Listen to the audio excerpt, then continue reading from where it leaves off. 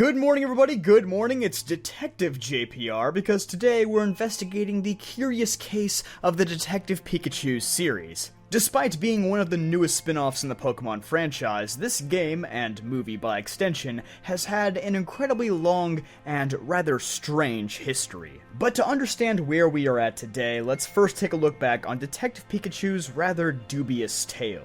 Shortly after the reveal of Pokemon X and Y in 2013, Creatures, one of the companies originally responsible for the creation of Pokemon, as well as the Ranger and Pokepark spin-off series, put out a short video detailing the work that they were doing on a 3D model Pikachu that would respond to facial recognition and even work with motion capture technology. Basically like an advanced version of the features found in Gen 6's Pokemon Ami, where you could play with your Pokemon by making weird faces at them. This was important because Creatures is actually the company responsible for creating all of the 3D models used in X and Y, and are still being used in the core series games to this day. Contrary to popular belief, Game Freak actually has very little to do with the 3D models used in their own games. But instead of this technology being used for future core series games, Creatures teased that it could be used for a number of ambitious spin-off titles, including a possible Detective Pikachu game as one of the candidates, which marks the first public mention of the game's existence. They also said it was possible that a special blue Pikachu would appear in this game, and so after 3 full years without any new information,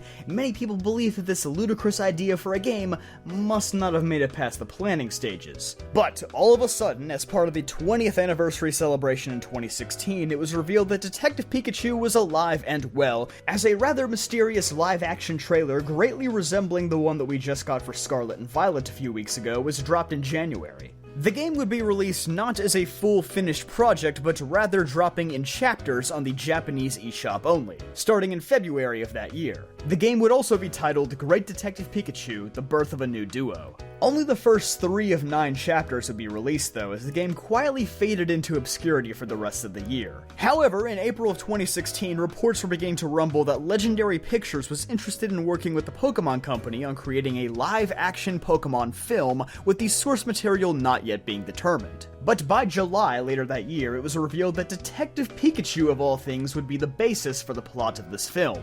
That was a big head-scratcher for a lot of us. I mean, Detective Pikachu? The game that half came out in Japan only before the rest of the chapters were cancelled without a word? Why would that, of all things, be the foundation to build a live-action movie on? And so, the remainder of 2016 and 2017 passed without any news whatsoever. Then, in January of 2018, it's revealed that the full game, officially rebranded to just Detective Pikachu, would be releasing in less than 2 months in March. And that right there was just kind of the song and dance of this game. Reveal information out of nowhere, go radio silent for years on end, and then just drop new content very suddenly when people least expect it. Can you see why people didn't have a lot of faith in this project? I mean, it took 5 years just to get the game out. Most of the core series games have dev time shorter than that. So after years of anticipation and a high-stakes live-action movie riding on its tiny little shoulders, Detective Pikachu released worldwide to an overwhelming meh. I mean, it's not a terrible game, it's just clear that it's not really meant for anyone over the age of 6. The bulk of the work definitely went into the visuals and making the character of Detective Pikachu as expressive as he possibly could be. It's probably one of the best looking games on the 3DS, though it was the last Pokemon game to be released on that console, and it was a whole 2 years after the Nintendo Switch had released, so anything less would have been quite underwhelming. The game even came with its own Jumbo Detective Pikachu amiibo, which unlocks any of the Pika prompts that you may have missed out on throughout the game. Yep, it's a monetized cheat code for double the price of a regular amiibo. Well done, Nintendo. At this point, I was beginning to think that all the parties involved were just trying to earn back as much money as they could. This game was in development hell for years on end, and is probably one of the more expensive spin-off games ever made if I had to wager on it. International sales numbers were never released, but in Japan it sold just over 100,000 units, which is, not good. Games that we've talked about on this channel before, like Pokken, Conquest, and Ranger, were all canned despite each selling roughly 3 to 4 times better. It didn't help that despite being a game centralized around solving mysteries, the game itself ends on a rather inconclusive mystery. We never find out what happens to Tim's father. Presumably this was done to not spoil the ending of the movie, which was more than likely going to be the more popular of the two, but it's fair to say that the game didn't really set the world on fire. It seems like nobody really looks back at this as one of their favorite spin-off games. But it had to come out just to get awareness for the movie rolling, I suppose. Detective Pikachu the movie would finally release in May of 2019, a little over a year after the game was released. And it ended up being a fairly big hit. Fans and critics alike praised it as one of the first good video game live-action adaptations. I never actually talked about the film on this channel before, but I thought it was pretty good, far from being one of my favorite movies of all time, but certainly better than I expected. It took a lot of liberties in changing up the plot from the original game, and just the pure bliss of seeing such wonderfully animated and realistic-looking Pokemon was worth it in my book. Globally, the movie made $433 million, placing it as the second highest grossing video game adaptation behind World of Warcraft. Not a flop by any means, and certainly wildly more successful compared to the abysmal 3DS release, but far from cracking the top 10 highest grossing films of the year. In fairness, it had to compete with Avengers Endgame releasing only a week earlier, but I imagine those numbers had to be slightly disappointing to the producers. Nonetheless, later that same month in a Pokemon press conference, it was revealed that Detective Pikachu would be coming to the Nintendo Switch with, quote, a different take on the game's ending. It hasn't yet been made clear if the game is just a port of the original with an updated ending, or if it's a fully realized sequel, but I think after so much time passing, most of us are now expecting the latter. But with how convoluted the development of the 3DS game was, I wouldn't expect anything for certain.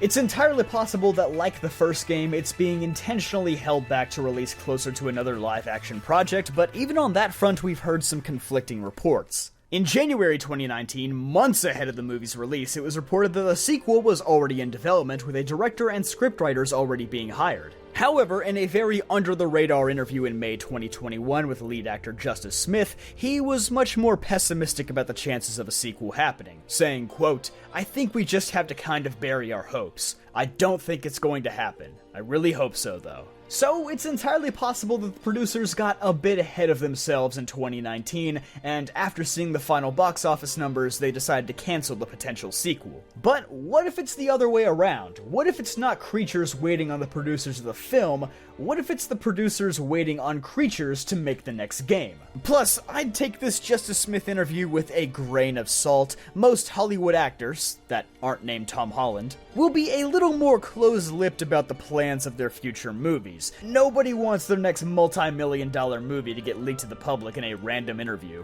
Plus, there's another wrinkle in this story that we haven't addressed yet, that being Netflix's rumored live-action Pokemon series that some sources say will take place in the same universe as the Detective Pikachu film.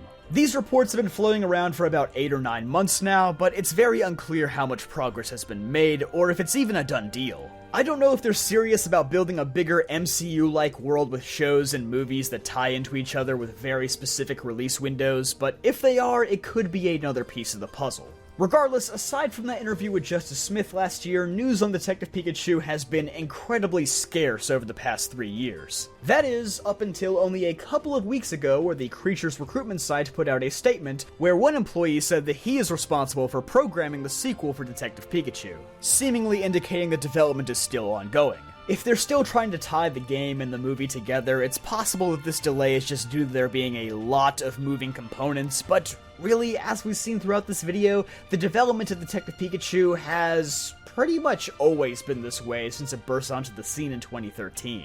That's why this video is titled What's Happening with Detective Pikachu and not What Happened to Detective Pikachu. Just like our old friend Tim, whose dad is still out there, so too is the Detective Pikachu series. And maybe even Pokemon Sleep by extension? But for all we know, it could be on life support. As I detailed earlier, there's been a lot more time and money put into this series than most other spin-offs, with very small returns outside of the movie. So if that movie sequel was really cancelled, it could mean a swift end to the series that the Pokemon Company gambled big on. So sure, it's been a while. But I think if you're a fan of the game, don't lose hope just yet. It's not a matter of if, it's a matter of when. Past that, though, nobody can say for sure. Thanks for watching today's video. If you enjoyed, be sure to leave a like and subscribe for more videos like this one. I'll see you guys next time.